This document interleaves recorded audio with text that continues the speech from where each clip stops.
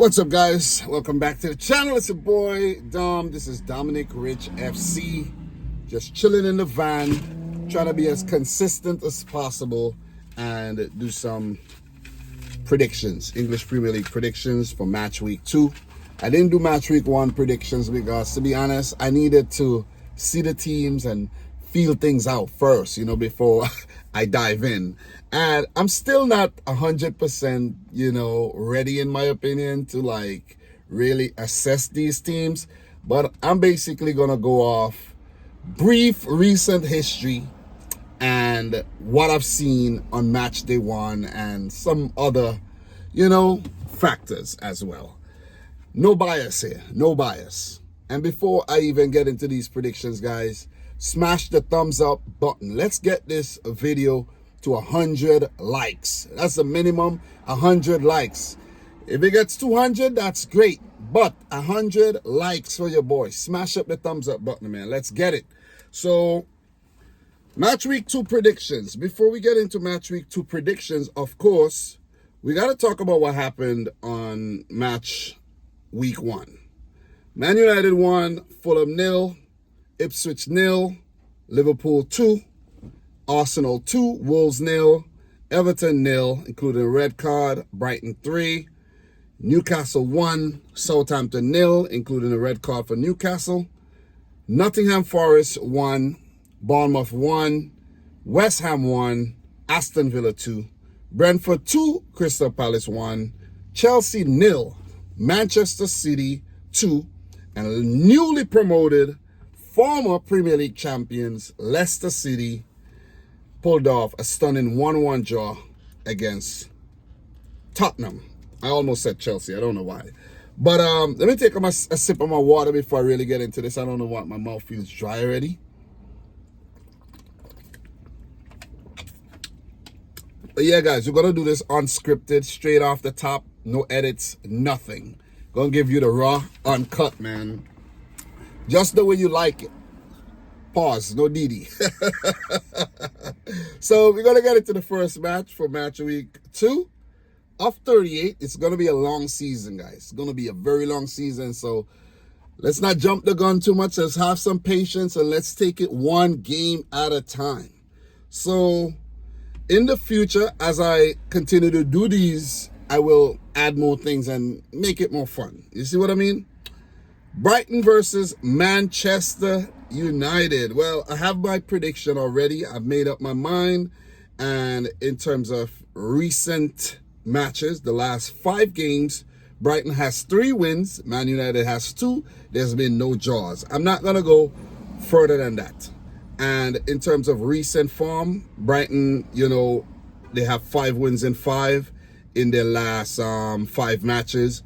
And that's including preseason matches. I think most of the games are preseason. So in terms of the form coming into the Premier League this season, Brighton are a very informed team under the new 31-year-old manager. I don't have his name locked down yet, so I'm not even gonna pretend like I know the guy and I know his style of play and all of that. But from what we seen on match day 1, it seems like it's business as usual for Brighton. That attractive style football, that in your face, that no holds barred, that fearless football that Brighton gonna bring to you.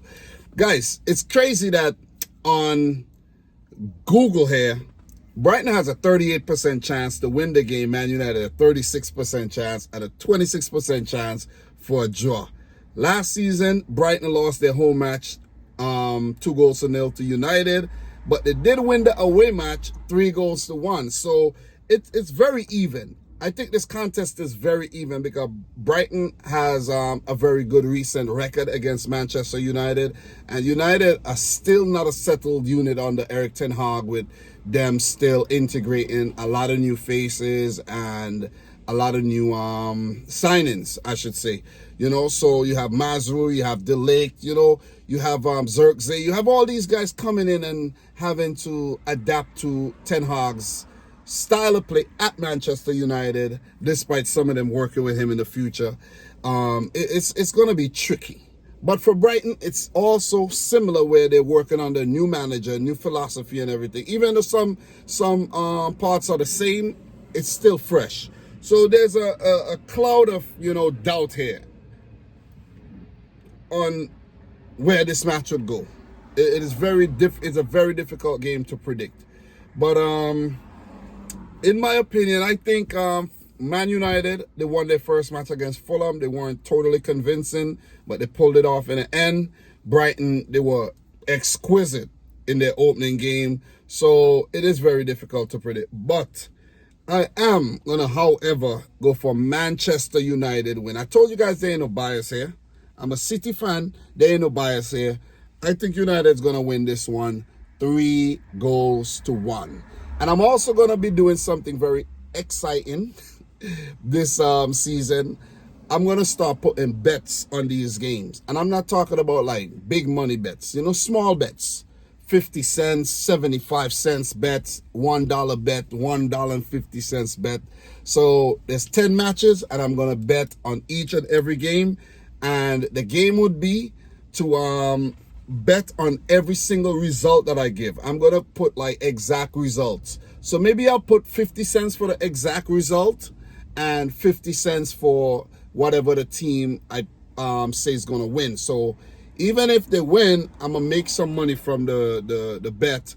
And if I get the exact results, I'll make even more money. So I'm going to do that. So if you do your math, I won't be spending a lot of money on these bets. Maybe like $10 to $15 a week, which ain't bad. It's fun. I'm just having a lot of fun here. I don't know if I have like a referral link. I am using DraftKings. That's the betting app that I downloaded. And let's see. Let's try something. You know what I'm saying? Bet responsibly, guys, if you're going to bet. And I'm not telling you to bet, because I don't want anybody to lose their money or anything and blame me. You see what I mean? We're not going to do that. So I'm going for a 3-1 win for Manchester United. So guys, let's run through, since I, give you guys overall gist of how I'm going to do things. Let us go down the list of the next few games. So the next match is Tottenham versus Everton. So Spurs versus Everton. In terms of recent matches, Spurs, they have not lost in their last 5 games against Everton, picking up 3 wins and 2 draws. Everton, they have not started the season well with a loss on the opening day. And I do think that they're going to lose this match against Spurs. Spurs did not look too bad against Leicester, but I think they were a bit complacent and did not keep their foot on Leicester's throats. And they ended up conceding a goal in the game. So, and they dropped 2 points. But being at home, I think they're a better home team than they are away team. And I'm not even going off stats. I'm going off from my recollection of watching Spurs and analyzing Spurs. And they've been pretty decent under Ange Postecoglou, coming in 5th last season. For Everton, Everton's always going to be a team, that's going to struggle, at least from the last few seasons. They're going to struggle. They're going to grind out points. Sean Dyche is that type of manager. They're going to put up a fight, but I think in the end, they're going to lose the game 2-0. Also, let me know your predictions for these matches in the comment section down below. Are we going to see a goal from Dominic Solanke, the new Spurs man? Are we going to see Son get off the mark? Still left to be seen, man. So Spurs did not look too bad in that opening game at all. So we're going to keep it moving. Definitely going to keep it moving. And the next match is Crystal Palace versus West Ham United. When I was doing a little research for this, I realized that Crystal Palace, they have a very, very, very solid record against West Ham with 4 wins and 1 draw in their last 5 matches. And that's including a club-friendly played in August with Palace pulling off a 3-1 win. Last season, they picked up a 5-2 win and a 1-1 draw. The previous season, Crystal Palace pulled off the league double over West Ham. But in this instance, I do think the game's going to end in a draw. 2 brand new managers, at these clubs. It's going to be a London derby as well. I do think Palace has the edge. They're the home team.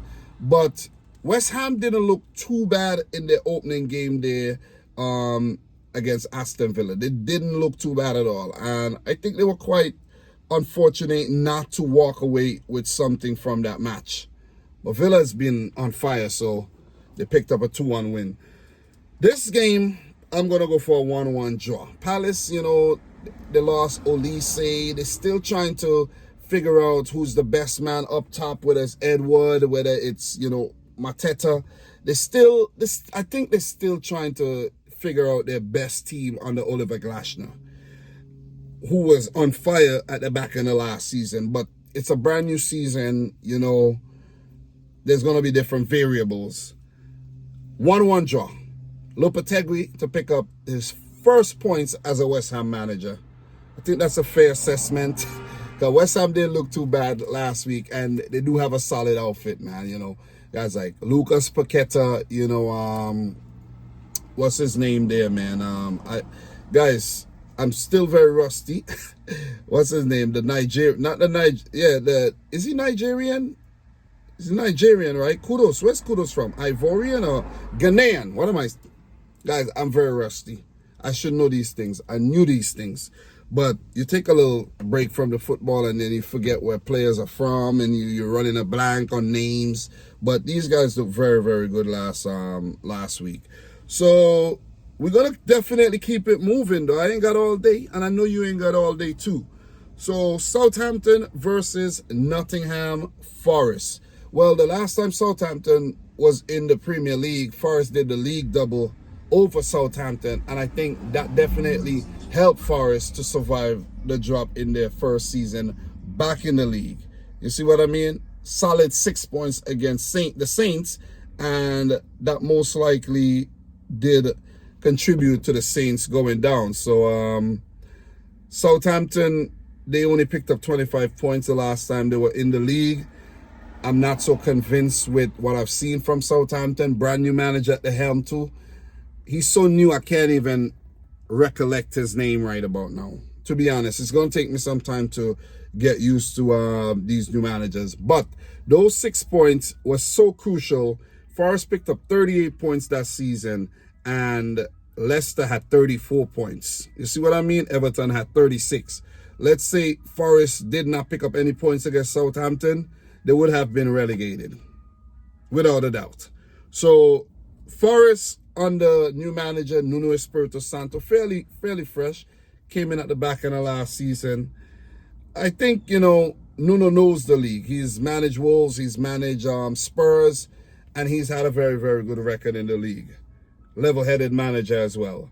And in this game, I could see Forest continue to, have their dominance over Southampton, who I wasn't convinced with unmatched they won at all. Even though, in that game, they really, had the bulk of the opportunities. And that was against Newcastle. They had about 19 shots, failed to score against a 10-man Newcastle.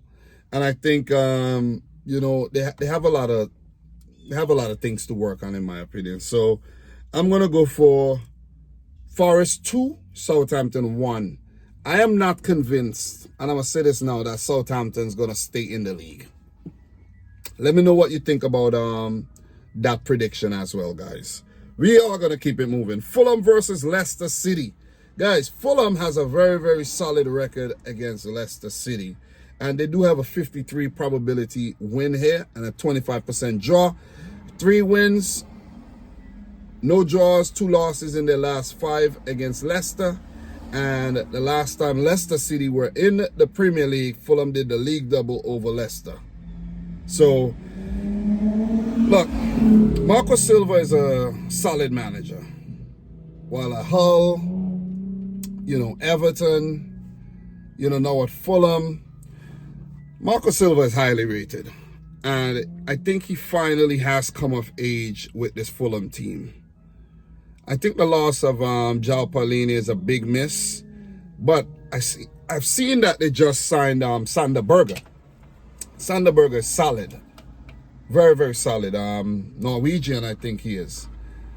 They signed Joachim Andersen as well. So you could see that they're bringing in that Scandinavian talent to go at, with the talent they already have in the team.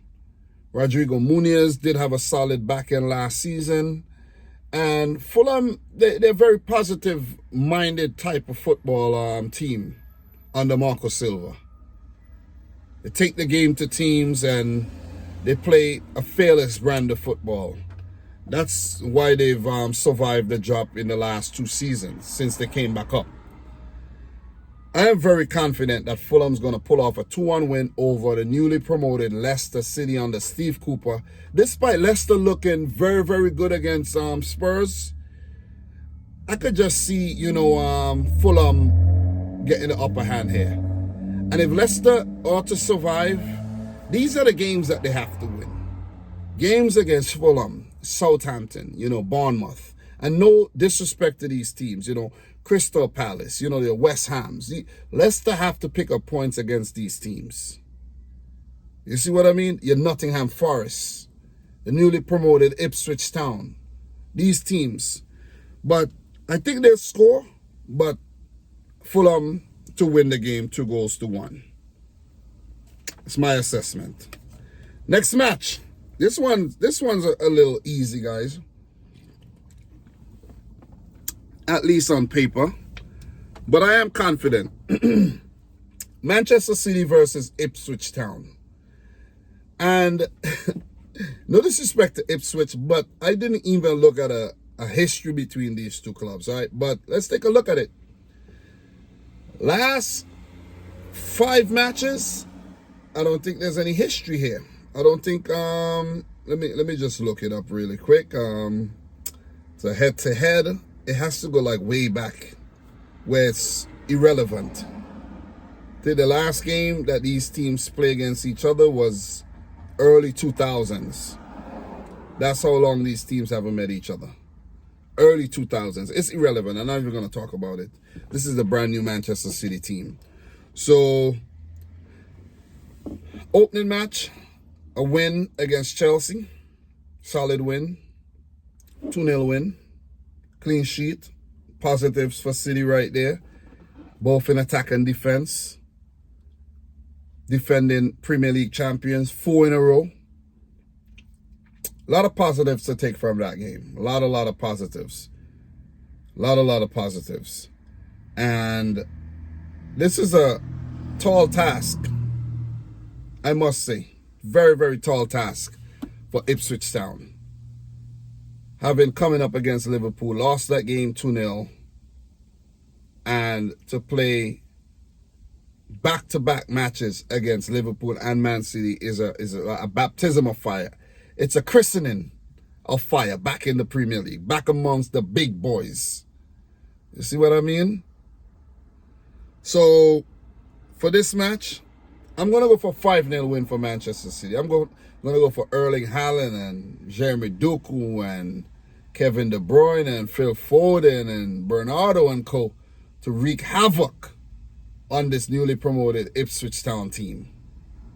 Ipswich are bulking up their team. They're making new signings and so on and so forth under Kieran McKenna. So guys, as I was actually saying before I was rudely interrupted, Kieran McKenna, former Manchester United coach, and it'll be somewhat of a derby for him.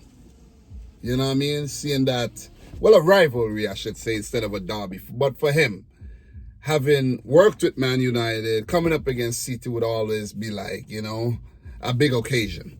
So I'm going to go for a 5-0 win. It's not such a disrespectful scoreline because we know what Manchester City do against lesser opponents. We could have a game, who knows, where Ipswich gives City a hard time and, eke out a 1-1 draw or something. It could happen. You know what I'm saying? It has happened before against lesser teams. But I don't think City are losing. Very strong, record at the Etihad, and they've been on a mad run at the back of the last season coming into this season, Never mind the preseason matches where it was, it wasn't a full team. It was a bunch of kids and, a bunch of, rotational players in that 11. So I'm going to go for 5-0 to City over Ipswich Town, who I do think are going to get relegated as well. And I also do think that Manchester City are going to go 5 in a row. Let me put it out there right now. You see what I mean? And guys, if you haven't yet liked the video, make sure you smash up the thumbs up button. Let's get this video to 100 likes. Let us keep it moving. This one's going to be a very, very tricky one, man. This one's a big one. This one could be season defining. Every match could be season defining, but this specific one proved to be season defining last season. Aston Villa versus Arsenal. Let me go right off the, let me just say right off the bat that Aston Villa pulled off the league double over Arsenal last season. Let me just put it out there. League double. League double. Do I need to say anything else? League double. That is massive. Against a title contender. League freaking double. That says a lot about Unai Emery and his boys. Unai Emery being a former Arsenal manager, I think, he was treated unfairly at Arsenal and not given enough time, in my opinion. And Arteta has been there for a while. He's gotten a lot of time. Arteta has gotten a lot of time at Arsenal. And the only thing he has won is an FA Cup and a Community Shield. And he has spent almost £1 billion freaking pounds. Or euros. Whatever currency is closer to $1 billion. Or dollars. Probably spent $1 billion at Arsenal in incoming transfers. You see what I mean? We're not talking net or anything. We're talking incomings. So I think within Unai Emery's heart, he feels really, really good. You see what I'm saying? Like he could just stick it to Arsenal every single time he come up against that team. And Villa looked good on match day one. So did Arsenal. This one was a very difficult one to predict because despite the past results and the history between the two teams and the fact that Villa pulled off the league double, it really, sometimes does not have any bearing on what could happen on present day. You see what I mean? So it is a difficult one to gauge and predict because Arsenal look really good and Villa also look really good. You see? So, Villa bringing in fresh players. They're looking really good, man. They're looking good. Arsenal, they made 1 or 2 signings, but that is basically the same Arsenal team from last season. But Villa, I think, they're a bit more bulked up from last season, despite losing, Diaby, maybe 1 or 2 others. But Villa look good. I don't think you could look at the transfer window and say, yeah, Villa really need this or really need that. I think they have made signings, the necessary signings that they're going to compete in Champions League football and in the league once again. I'm going to go for a 2-2 draw because just from what I've seen last season with this matchup, I think Villa has Arsenal's number and they're going to take a point, which will be 2 points dropped for Arsenal and 1 gained, basically, for Aston Villa. I'm going to keep it short and sweet, and I'm going to keep it moving. Bournemouth versus Newcastle United. When looking at the recent history between these two clubs, Bournemouth does have a very decent record, I have to say. And you can't discount that. You really, really can't discount, that recent record because for a team like Bournemouth under, Iraola, they really surprised me last year. I really thought they were going to go down, but they had a very, very, very solid season. And I think despite losing Dominic Solanke, they still managed to pull off a draw, on match day 1, which just is testament to how resilient and how positive this team is under the Spaniard. So in recent matches, Bournemouth do have 1 win, 3 draws, and the loss against Newcastle. And guess what? None of those losses came last season. In their last 3 matches against Newcastle, they have not lost. They have not lost. I'm going to give this game a 1-1 draw because Newcastle, despite being rather impressive, in the recent seasons, season before last, they were really impressive where they got Champions League football. But last season, we started to see Newcastle wobble. Let's just use that word, wobble. They started to wobble, right? And against Bournemouth last season, they were really wobbly. On match day 1, they looked a bit wobbly. It's just that Southampton couldn't put away their chances. This one, I'm gonna go for a 1-1 draw. I'm gonna give Bournemouth some credit here and say they're gonna walk away with a point from this match. Newcastle, they might need some time to find their way this season and just settle and maybe play some of that football that we saw from 22-23 season, or the early matches, let's say early season and a half under Eddie Howe and Jason Tindall. We are going to keep it moving. However, we don't have a lot of time. I don't want to make the video super long and, you have 45 minutes. Even though it doesn't matter, but I want to, have it within a reasonable time. Wolves versus Chelsea. So Wolves are in a tricky period right about now. I think very, very transitional in terms of personnel. Not the manager. Did well last season. Gary O'Neill, they did very, very well last season. He surprised me. He really surprised me. Despite Wolves finishing their lowest position since they got promoted, it was still a very solid season for Wolves, in my opinion. So they've had a lot of new players coming in and a lot of new players to integrate. They've lost key players like Max Kilman and Pedro Neto, amongst others.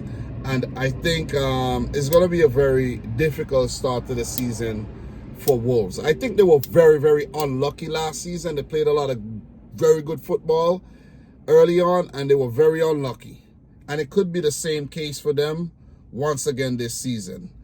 Tough match on opening day against Arsenal, but this might be a little, who knows? This could be a little lighter for Wolves, but despite them having a decent, because from checking the record, right, the recent record against Chelsea, it's a decent record, but you can't always go by that, right? It's decent, Wolves did pick up a 2-1 win against Chelsea last season. This and a 4-2 win. So they did the league double over Chelsea last season, and the previous season they did pull off a win. So they're on a winning streak of 3 matches in a row against Chelsea. But Chelsea under Maresca didn't look too bad on this against Man City. Despite us talking a lot of crap about Chelsea and the amount of players they have and all of that, they didn't look too bad. I just think they need to figure out who's playing where, who's actually going to be starting games and who's going to play backup and play second fiddle. You see what I mean? Or whether they're going to have a rotational system going. I have a strong feeling Chelsea are going to break that 3-match jinx of losing against Wolves and pick up a 3-1 win. Chelsea, don't make me look bad here. Don't make me look bad here. I'm literally going to have money on you. Despite it being a few shillings, it's going to be money on you, okay? So 3-1 win to Chelsea, Maresca's first Premier League win as Chelsea manager. Last but not least, Liverpool versus Brentford. Brentford do have a win against Liverpool recently. Credit to them, of course, for that. But this will be Arne Slot's first home match as the new manager of Liverpool. And we know how strong Liverpool are at Anfield. Despite them having some, recent wobbles, I'm going to use that word, at Anfield, Anfield is a fortress. I've been there, guys. I've literally been there. I know what I'm talking about. So you guys can't be like, oh, you're sitting over there in your van in New York City and think you know what you're talking about. You think you know about the Premier League, blah, blah, blah, blah, blah. Listen, I've been there. Have you? You see what I'm saying? I've literally been there, in the flesh, in the cop. Listen, I breathe the air, I see in the grass, I feel the rain, I feel the wind on my skin. All right? Watch how you talk to me now. Yeah, man. Thomas Frank and Brentford, they've been a very consistent unit since their promotion. But I think they need to figure out their striking, situation. Despite Johan Wissa and Mbeumo bearing the burden up there, up top for Brentford, I do still think they need to figure that out. Ivan Toney, you know what he's capable of doing, but he hasn't been involved because he might actually make a move out the club, and it's been under a cloud for some time. He did get banned last season. He came back. He looked good. But I think Forest have learned to play without Ivan Toney. So they last season, did I say Forest? Brentford. I don't know why I said Forest. But Brentford, they have learned to play without Ivan Toney. They have signed Fabio Carvalho, attacking midfielder. They do have Mikkel Damsgaard. And they probably, I probably missed a signing or two, but they figuring it out without Ivan Toney. Let's just say that. I think they're going to score, but I do think Liverpool are going to win this game. Liverpool looks very, very solid in terms of personnel. It's just getting that personnel together as a unit to put together a string of quality results. You see what I mean? And despite Liverpool being solid coming in third last season, Liverpool, in my opinion, could have won the Premier League title. They had it. They had it to win. They dropped the ball. Literally dropped the ball. So I'm not going to go too deep down a rabbit hole here, but as I said, very solid unit with the likes of Alisson still in goal, Van Dijk, leading the defense. I do think, and I have been saying, I do think Liverpool should sign another defender, like bring in a fresh face. But I don't think that's going to happen. But bring in another fresh face, another solid defender to go with Konate, Van Dijk, and Kwanzaa. So Konate, Van Dijk, Kwanzaa, and a new man. Not Joe Gomez, not Nat Phillips. You see what I mean? Don't even know if Nat Phillips is still there or if he went out on loan. But just look at the pattern, right? Reece Williams went out on loan. Sepp Vandenberg got sold. Joel Matip left the club. You see what I mean? So it's obvious that Liverpool had the personnel, but they don't want to go forward with that specific personnel. You see what I mean? So, yeah. And I did mention in the live stream that they needed a versatile fullback, but they do have that player, man. What's his name again? God damn it. Why do I keep forgetting this kid? Let me let you know his name. Damn, why am I keep forgetting his name though? Guys, I'm getting old, man. I'm not as sharp as I used to be. But he did look very, very, very good last season. I'll get the name for you right now. You guys know exactly who I'm talking about. But Connor Bradley. Connor Bradley looked very good last season, man. Very good at going forward and very good in defense as well. But I do still think they could bulk up their defense by bringing in someone with a little bit more experience. Somebody who you can trust a bit more than Connor Bradley. You see what I mean? Just think about it, guys. It's good to have Bradley in the squad. He's still in his developing stages. But have someone there. Not Joe Gomez, man. Not Joe Gomez. Bring in someone else. Fresh blood. Joe Gomez is old news, and he's been, in my opinion, rather mediocre across the last few seasons. Guys like Joe Gomez and Marcus Rashford and all these guys deserve to be in 1-11 of mediocre footballers who just managed to keep a place in a team, but overall, when you stand back and you look at their careers, mediocre at best. I rest my case. So these are my predictions. I'm going to say a 3-1 win for Liverpool here. Very good attacking prowess with the likes of Nunez, Salah, Jota, Szoboszlai, Luis Diaz, man, Liverpool just have so much firepower, but are the guns gonna fire? I think they would. 3-1 to Liverpool. So just to recap my predictions real quick: Brighton 1, United 3, Tottenham 2, Everton 0, Palace 1, West Ham 1, Southampton 1, Forest 2, Fulham 2, Leicester 1, City 5, Ipswich 0, Villa 2, Arsenal 2, Bournemouth 1, Newcastle 1, Wolves 1, Chelsea 3, Liverpool 3, Brentford 1. I didn't have any 0-0 draws. There were none last week. I don't think there's going to be any this week. Let's see how many of these predictions I get right. I'm going to let you guys know how much I spent in the next video. Well, when I do my reaction, which might be a live stream or it could be one of these, I'm going to let you know how much I spent and how much I made on the results. So yeah, guys, thanks a lot. Don't forget to smash the thumbs up button. Like the video if you haven't yet. Wait, same thing. Like the video if you haven't yet done so. Let me know your predictions down below. And from your boy Dom, this is Dominic Rich FC coming to you with some fire. Until next time, peace out. Rich Squad. I'm making a lot of effort, guys, to be consistent and drop these videos. You know, done is better than perfect. Always remember that. Get it done. You don't have to be perfect. You don't have to be fancy. You don't have to be, you know, all professional looking. Just get it done, man. This is YouTube. This is how YouTube was meant to be in the first place. Always remember that. Don't make nobody fool you. Don't make nobody fool you, man. You see what I mean? Don't make nobody mess with your minds. We'll talk soon.